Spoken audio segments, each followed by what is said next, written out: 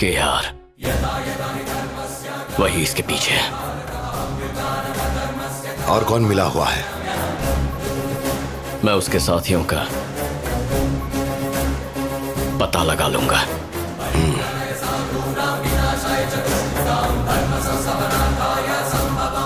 कैसे ढूंढोगे?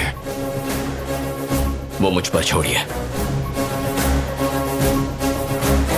एक एक को ढूंढ निकालूंगा। किसी को भी मत छोड़ना। किसी और पे भी मुझे शक है। हा? कौन है वो? बाबा, फिलहाल आपकी हालत थोड़ी नाजुक है। हमें गुस्से में कोई कदम नहीं उठाना चाहिए।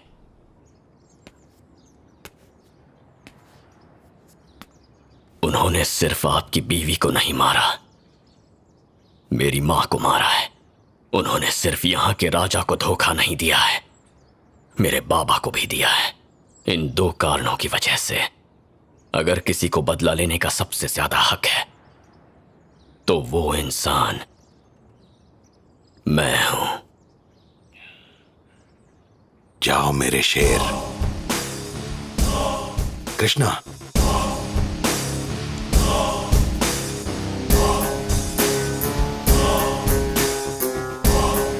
अपना ख्याल रखना बेटा। जाओ।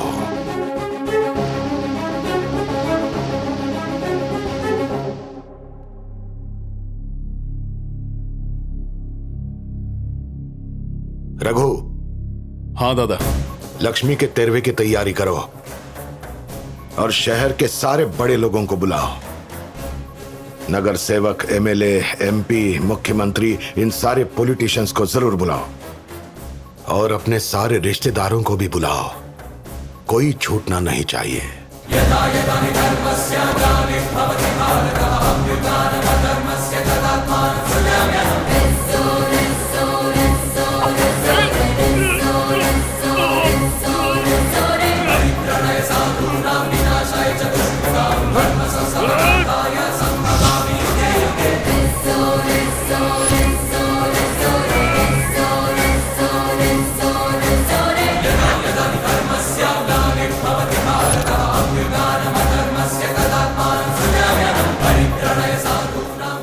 मैं तुझे केक इसलिए नहीं खिला रहा हूं कि तुझे केक खाना बहुत पसंद है, बल्कि इसलिए क्योंकि तेरी जान लेने के लिए तुझे छूने से भी मुझे घिन आ रही है। तू तड़प तड़प कर मरे, इसीलिए हमने केक में जहर मिलाया है। मेरा यकीन मानो कृष्णा, मैंने उन्हें कहा था कि ऐसा मत करो। मैंने बताया कि तुम्हारे बाबा कितने अच्छे आदमी हैं, पर केआर मेरी बात ही नहीं मान रहा था। यकीन करो। नहीं नहीं नहीं कृष्णा,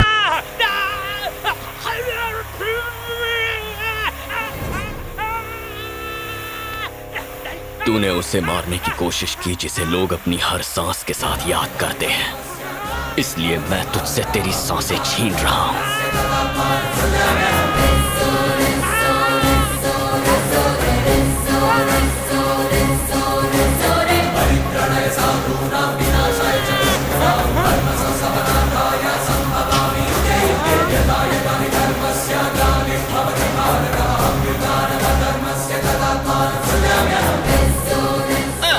कृष्णा, मैंने तुम्हारे बाबा का कभी बुरा नहीं चाहा। इस बार भी जो कुछ हुआ उसमें मेरा हाथ बिल्कुल नहीं था। अरे मेरी थियरी तो सुन लो तुम प्लीज। तुमने गॉडफादर फिल्म देखी है या नहीं? मार्लिन ब्रांडो उसमें कहता है कि बदला ही सब कुछ नहीं होता, और मेरा भी ऐसा ही सोचना है। पर तुम तो बदला ले रहे हो यार। अगर तुम और तुम्हारे बाबा को नंदवर्म प्रोजेक्ट नहीं पसंद है तो हम वही काम करेंगे जो तुम दोनों को पसंद हो। हम तुम्हारे घर में झाड़ू मारेंगे, तुम्हारे जूते पॉलिश करेंगे। तुम हथौड़े से मारो या फिर चाकू से मारो, मेरी आत्मा वक्त पर ही शरीर छोड़ेगी। तुम कुछ नहीं बदल सकते, और ये मेरी क्रिमिनल थियरी। अगर तू सारे वेद पुराण जानता है तो ये कैसे भूल गया कि बुराई पर हमेशा अच्छाई की जीत होती है? तेरी थियरी तेरी तरह कमजोर है।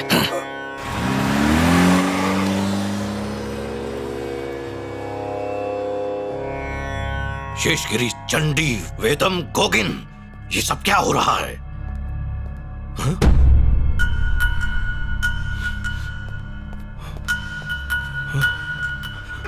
बाबा,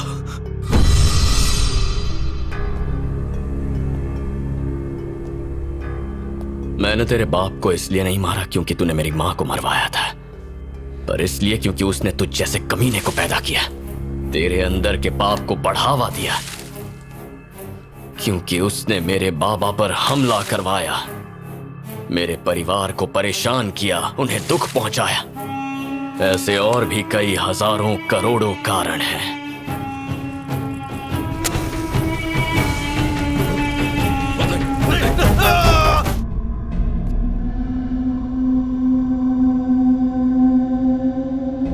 जिस दिन से मेरी आंखें खुली हैं, मैंने अपने बाबा में एक बहुत ही महान राजा देखा है,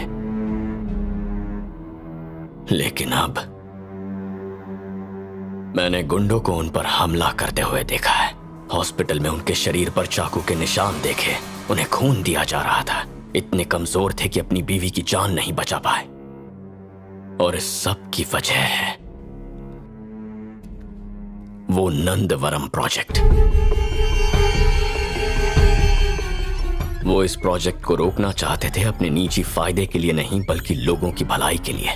लेकिन कुछ लोगों के लिए वो कांटा बन चुके थे जिन्हें रास्ते से हटाना था।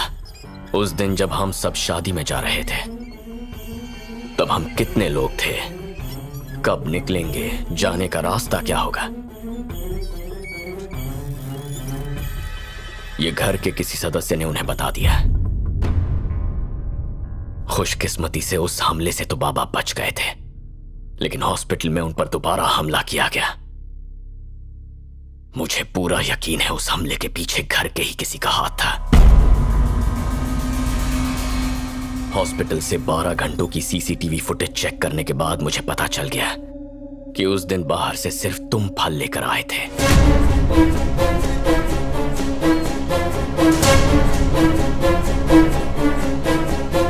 मुझे इस बात का गुस्सा नहीं है कि तूने उस मां को मारा जो आखिरी सांस तक तुझसे प्यार करती रही,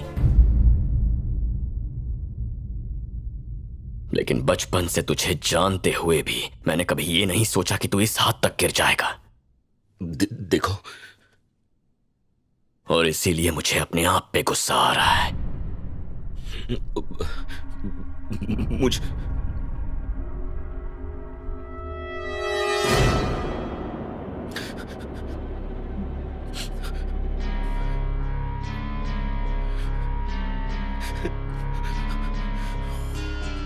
मेरी नजर में तू बस एक गद्दार है, और किसी गद्दार का बस एक ही हश्र होना चाहिए।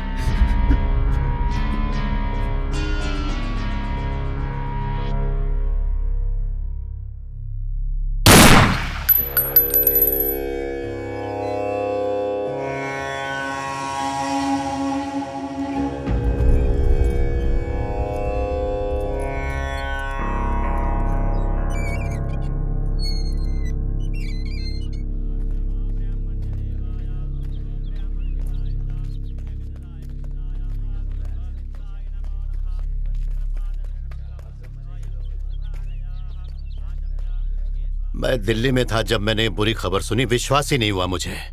मैंने कभी सोचा भी नहीं था कि अपने जीते जी मुझे ये दिन देखने पड़ेंगे। भगवान ने भाभी जी को तुमसे दूर करके बिल्कुल सही नहीं किया। इसके पीछे जो भी है मैं उससे पकड़ कर रहूंगा। पकड़ लिया है। कौन है वो इस सब के पीछे?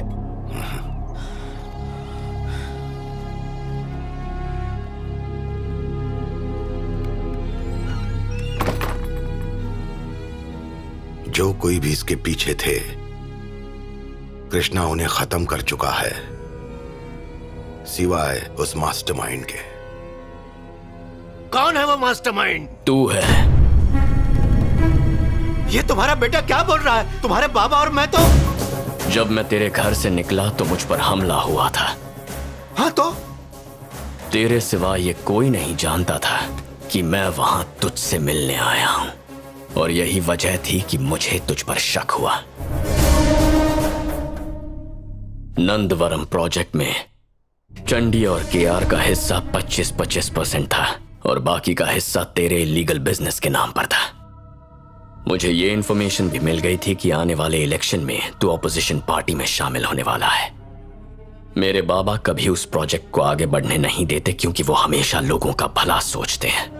बाबा का दोस्त होने का नाटक करके तूने उन्हें यकीन दिलाया कि तू भी इस प्रोजेक्ट के खिलाफ है, और तूने केआर और चंडी की मदद से बाबा की पीठ में खंजर घोंपा, और वो खंजर मेरा अपना भाई था। क्यों बे?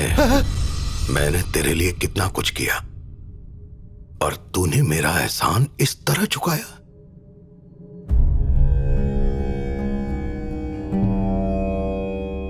मेरे बेटे की इच्छा थी कि इसमें जो भी शामिल हो उसे वह खुद अपने हाथों से मारेगा, पर मैंने उसे कहा कि इस आखिरी गुनहगार को सजा मैं दूंगा। मैंने तुझसे दोस्ती की, लेकिन तूने मुझे धोखा दिया। तुझे तो इससे भी बदतर मौत मिलनी चाहिए।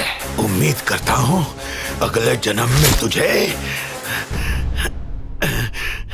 अच्छी बुद्धि मिले। नए जन्म के लिए तुझे शुभकामनाएं दोस्त।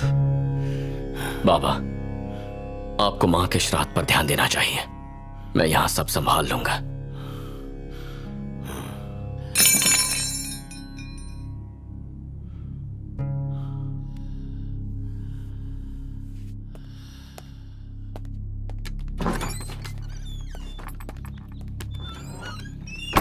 एक काम करो। हाँ भाई। इसकी कब्र इतनी गहरी खोदो कि सीधे पाताल पहुंच जाए। ठीक है भाई। इसके सारे बॉडीगार्ड्स को उस कमरे में इकट्ठा कर दो।